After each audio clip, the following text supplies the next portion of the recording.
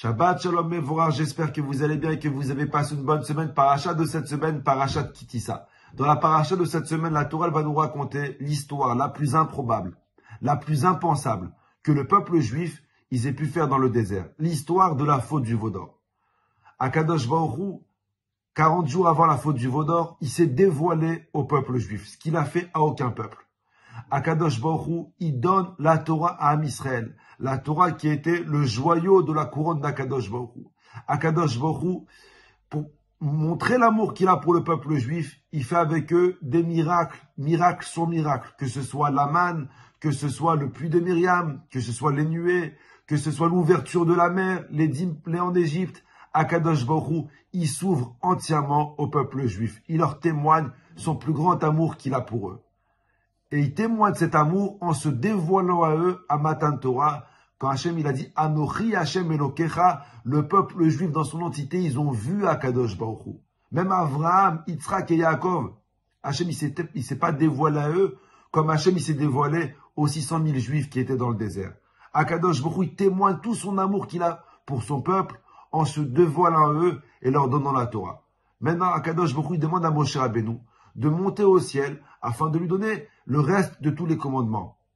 Et malheureusement, Moshe Rabbeinu il tarde à descendre et les Juifs impatients, ils vont faire un veau d'or, ils vont se prosterner devant lui et ils vont dire Ele Elohecha Yisrael asher hotzeticha meretz Mitzrayim. Et ils vont dire au veau d'or, c'est toi, notre Dieu, qui nous a libérés d'Égypte.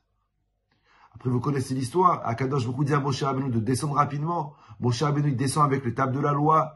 En voyant la faute du veau d'or, Moshe Rabbeinu, il casse les tables de la loi. Et il y a toute une discussion entre Moshe et Hachem pour essayer de pardonner le peuple juif. Rabotaï, chaque année, quand j'arrive dans cette paracha, je me pose la question que tout le monde se pose. Comment les Juifs, ils ont pu faire ça à Hachem? Comment les Juifs, avec tout l'amour que Akadosh Baruch Hu, il leur a témoigné, Akadosh Baruch Hu s'est dévoilé à eux. Ils ont vu Hachem, ils ont vu les miracles. Vous savez, nous, on n'a rien vu dans notre vie. Nous, on connaît Akadosh Baruch Hu grâce aux cours, grâce aux livres, mais on l'a jamais vu. Am Israël, à la différence de nous, c'est qu'ils ont vu Hachem. Comment les Juifs, ils ont pu faire ça à Hachem? La Gemara dit comme quoi Akadosh Baruch Hu, quand les Juifs, ils ont fait le veau d'or, il s'est senti trahi. Il s'est senti trahi, la Gemara dit, comme un homme qui se fait tromper par sa femme le soir de la choupa. Akadosh Baruch Hu, il s'est senti trahi, il a dit, mais comment ils ont pu me faire ça? Je me suis dévoilé comme personne ne s'est dévoilé. Comment les Juifs, ils ont pu faire ça à Dieu?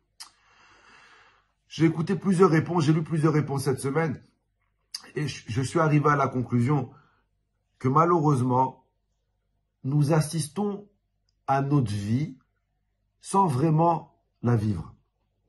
Nous assistons à nos joies sans vraiment les vivre. Nous sommes beaucoup trop stressés pour assister pleinement à ce que nous vivons. Regardez un mariage. Tout le monde va profiter du mariage. Les seuls qui ne vont pas profiter du mariage, c'est le khatan et la kala.